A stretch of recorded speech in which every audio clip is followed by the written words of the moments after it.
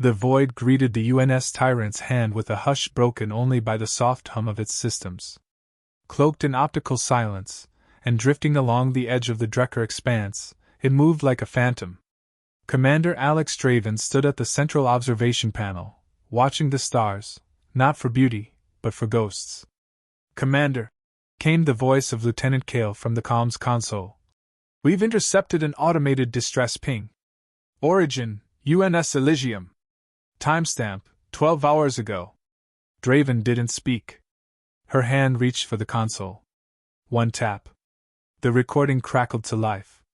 "To any Terran vessel receiving, this is Ambassador Reese Halden aboard UNS Elysium. We're under attack. Repeat, this is not an accident. Concord ships, plasma fire. My God, they're opening fire." Screams. Gunfire. Metal torn apart. Then silence. Kale's voice was quieter now. "We lost comms with them during the treaty negotiations.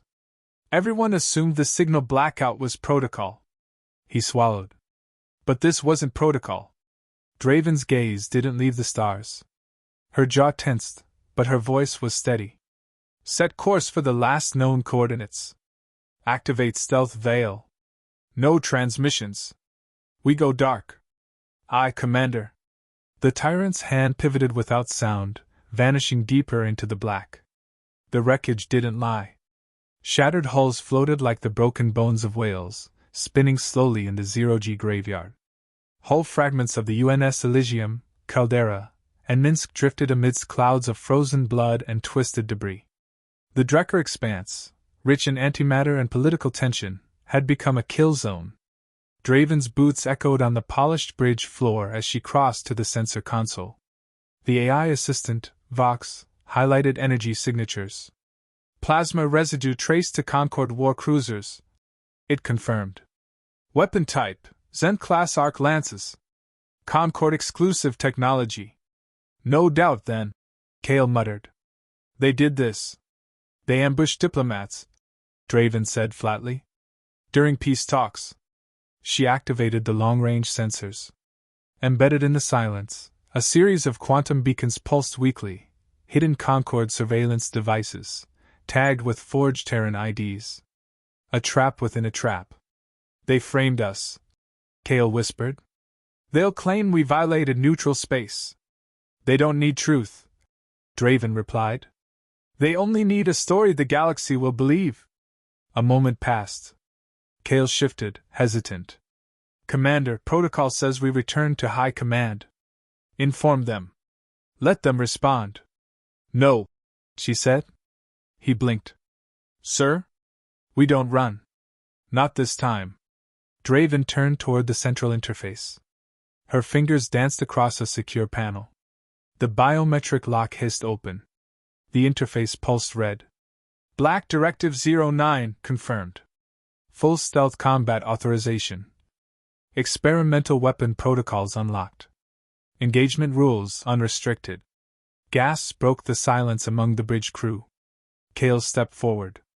"Sir, if we act, we expose Tyrant's hand. The galaxy doesn't know she exists." Draven looked him in the eye. "They murdered 3,700 humans in cold blood. Including my brother." Kale's expression hardened. "Orders? We don't run. We don't beg. We respond." She retreated to her private quarters for the first time in 30 hours. The room was Spartan, no luxury, just utility. A single photograph was magnet-clipped to the wall. Her brother, arms folded, grinning in the sun, uniform half-buttoned like always. He'd believed the Concorde could be reasoned with. She'd believed him. She sat and activated her personal terminal.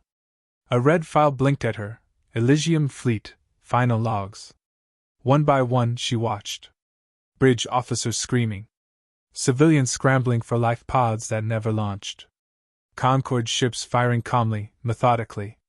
Her brother, barking orders while bleeding from a side wound. He looked into the camera, right into her eyes across time, and said, "If anyone's watching, don't trust them. Make them pay." The log ended. Her reflection stared back at her in the black screen.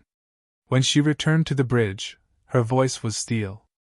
Crew of the Tyrant's Hand, she said, opening ship-wide comms. Today, we confirmed what our allies called unthinkable. The Concorde lied. They set a trap and slaughtered those we sent in peace. A pause. Everyone listened. Some were pale. Others clenched fists. We have the only ship they don't know exists. We have the power to strike back, surgically, precisely, and without warning. Another pause. This isn't about revenge. This is about warning them. Showing them that humanity won't be erased quietly. They must remember who we are. The lights dimmed as red combat illumination took over. You've all trained for this. You know what this ship is. And now, the galaxy will too. Kale stepped beside her. What's the plan, Commander? We'll make first contact again, she said coldly. This time, with a warship. That night, in the silent drift between systems, the Tyrant's hand slipped between gravitational folds, hidden from every Concorde sensor net. The galaxy slumbered, unaware that the most advanced human weapon ever built had just vanished into the dark, heading straight toward the heart of a fleet 10 times its size. And its captain wasn't seeking survival.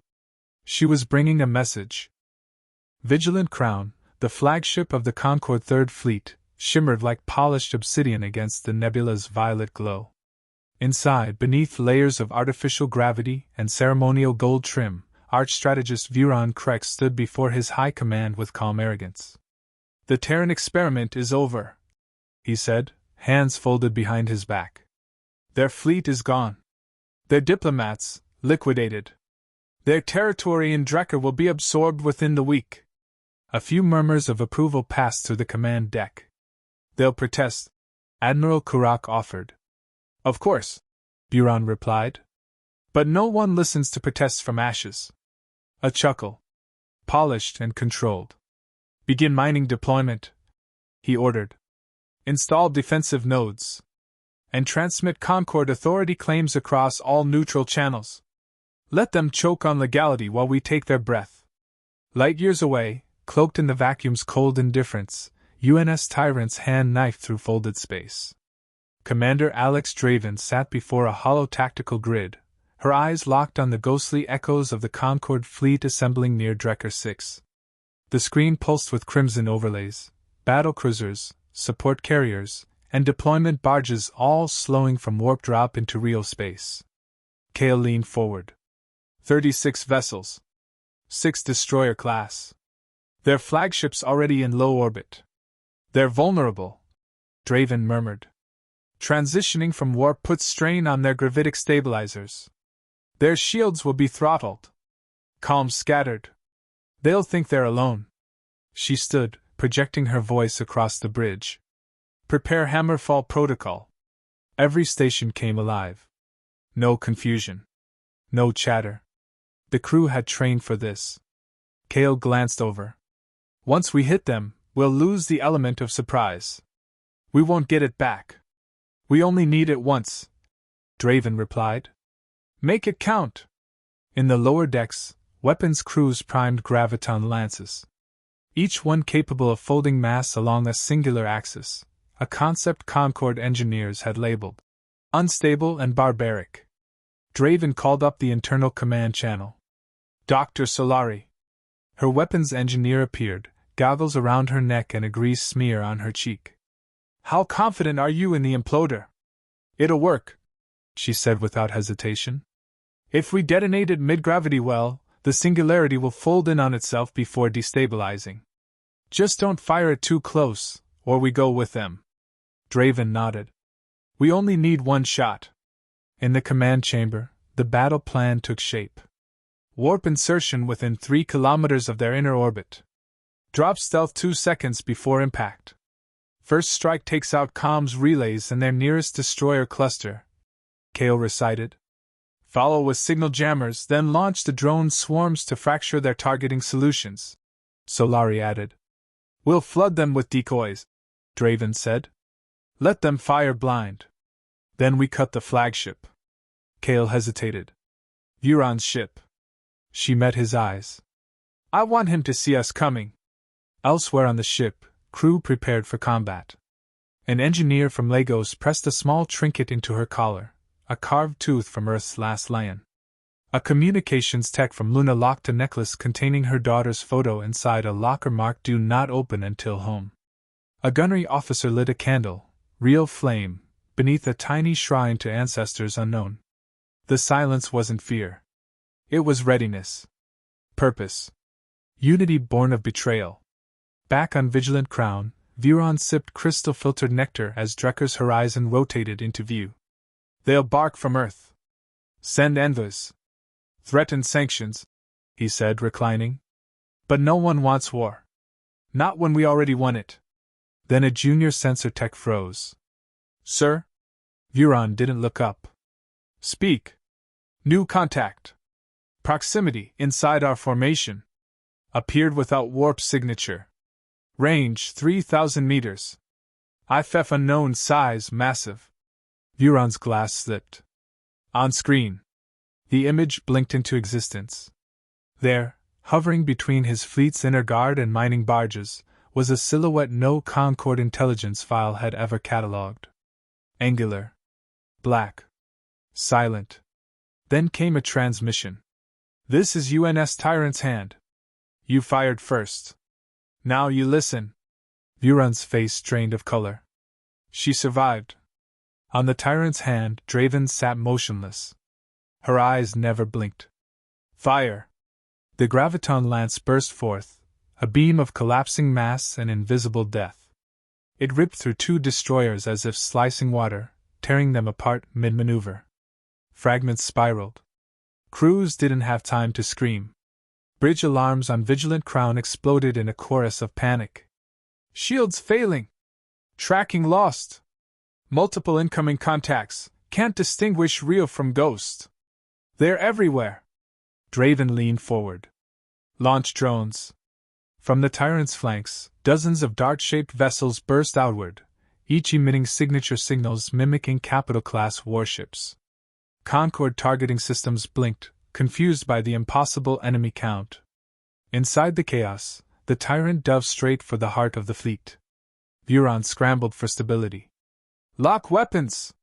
Find their engine core!" But his fleet couldn't find it. Draven had masked her ship's signature with 6 artificial ones. Each appeared identical. Each a threat. Then the broadcast changed. "Uploading final logs of the Elysium massacre. Audio and visual. You killed our peace. You lit this fire." The feed cut to Concord troops firing on unarmed Terrans. Screams. Burning corridors. Pleas for mercy ignored. Concord officers watching from their own ships recoiled. Some turned from the screens.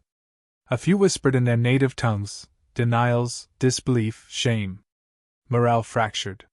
Back on Draven's bridge, Ko reported. "They're splitting formation. Some are retreating. Others are trying to establish fleet-wide sync but can't link. Bring us to within 500 meters of Vuron's flagship," she ordered. Solari looked back. "The imploder?" Draven nodded once. The bridge fell silent. Every crew member stood still, waiting.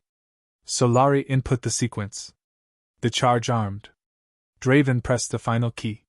From outside, it was elegant and terrifying. A small black orb launched from beneath the Tyrant's hand, spinning slowly until it hit critical mass. Then nothing. No sound. No light. Just absence. Vuron's ship didn't explode. It ceased to exist. The Concord fleet scattered. No order. No regrouping. The Predator had struck, and the galaxy saw its teeth. As silence settled, Draven gave her final transmission. "This is your warning. Earth is not prey. Humanity is not afraid. Next time, we won't be this merciful." Then she vanished, just as suddenly as she came. The galaxy would remember that shape in the dark. The Tyrant's hand drifted through the aftermath, engines cold, hull scarred but intact. The wreckage of the Concord Third Fleet floated in twisted silence. What had begun as a show of dominance by the galaxy's oldest alliance had become a massacre. Commander Alex Draven stood at the forward viewport, arms folded, face unreadable. Smoke lingered from overloaded circuits behind her, but her voice came clear. Status. Kale wiped blood from a shallow cut at his temple. Minor structural damage. Imploder core is cooling. No crew losses. Draven nodded once. Damage report to secondary AI core. Begin system reboot cycle. Weapons offline until the drive stabilizes. Kale replied. She didn't move. She kept staring at the drifting husks outside. Vuron's flagship had left no debris. Only a hole in the formation and a shocked silence across Concord space. They didn't believe we could do it, she said, almost to herself. They believe now, Kale murmured. Across dozens of Concord systems, news of the tyrant's hand spread like a virus. Footage of the battle leaked. Some from panicked Concord officers, others from drone broadcasts forced through encrypted networks. Civilian systems caught fragments, audio of the final warning, blurry images of the dreadnought emerging from nothing and vanishing just as fast. Within hours, fractured reports hit neutral networks. Words repeated like echoes. A single Terran warship destroyed an entire fleet. The Concord lied. Human retaliation was swift and precise. On the fringe worlds, once distrustful of humans, citizens gathered around projectors, eyes wide. On trade planets under Concord rule, protests erupted. Species who once looked down on humanity began to ask, what else have they hidden from us? Inside the tyrant's hand, silence settled. Not from fear, but from what came after action, reflection. In the mess hall, crews sat together. Some were bruised. A few were crying. But most were quiet. No cheers. No victory chants. Just shared understanding. Kale approached Draven, now seated in the observation alcove, helmet resting in her lap. You haven't logged your post-battle report. I know, she said, still choosing the words. He waited. She looked up. We didn't win today. We didn't lose either. We just changed the rules. Concord Command's dead. Their fleet crippled. But the galaxy's still watching. They're not sure if we're monsters or a miracle. Kale crossed his arms. What do you want them to see? Draven stared out at the stars. The truth. Later, in the communications chamber, Draven recorded her message. Not encrypted. Not hidden. The signal was broadcast on all known Concord and neutral frequencies, translated by the ship's AI in real time for every known language group.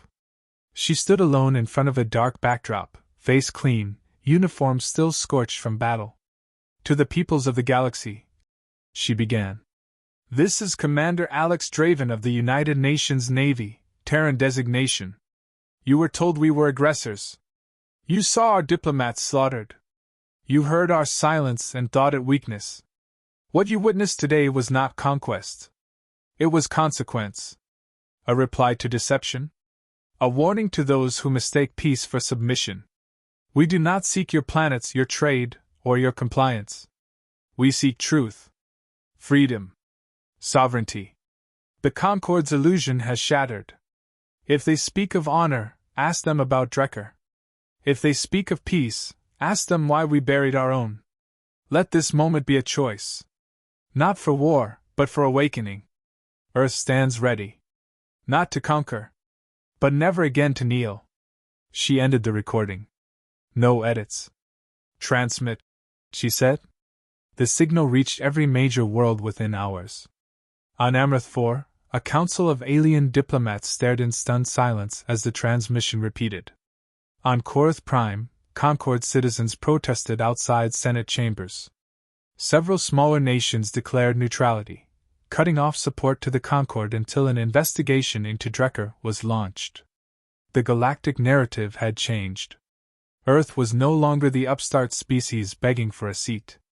It had claimed its place, with fire. In the quarters below the command deck, Draven sat alone, studying a small object on her desk. A military dog tag. Scorched. Her brother's. She turned it in her fingers, the engraving still legible despite the heat. Lieutenant Marcus Draven, Terran Diplomatic Corps. She thought of his final transmission. The urgency in his voice. The belief in dialogue, even as they died. He had never fired a weapon in his life. She had fired enough for both. The door hissed open. Cale stepped in, hesitated. "We've received a request." Uncoded. "From the Garn Assembly. They want dialogue. Not with Earth Command. With us." Draven raised an eyebrow. "With this ship?" "Yes. They said your message was honest." Draven stood. Walked to the viewport. Outside, stars turned slowly. The space where the Concord fleet once stood was empty now. A void. "We answer them," she said. Cale nodded. "Message draft?" Draven looked out and said, "Tell them Earth has awakened." Far away, in a private chamber buried in a forgotten Concord world, a veteran counselor watched the tyrant's hand footage on repeat. He turned to his aide. "We've spent centuries shaping perception. Dictating which species ascend. Controlling information flow. All of it undone by one ship. Should we retaliate?" the aide asked. The counselor shook his head. "No. Retaliation would reveal more weakness. Let them wonder how many ships like that exist." He narrowed his eyes. "They've turned the stars into their courtroom. And we just lost the verdict." Back aboard the tyrant's hand, the crew prepared for their next orders. No one celebrated. No music played. But something had changed. Not just in the galaxy, but among them. They were no longer soldiers hiding a secret weapon. They were witnesses to history. Deliverers of truth. And the galaxy was listening,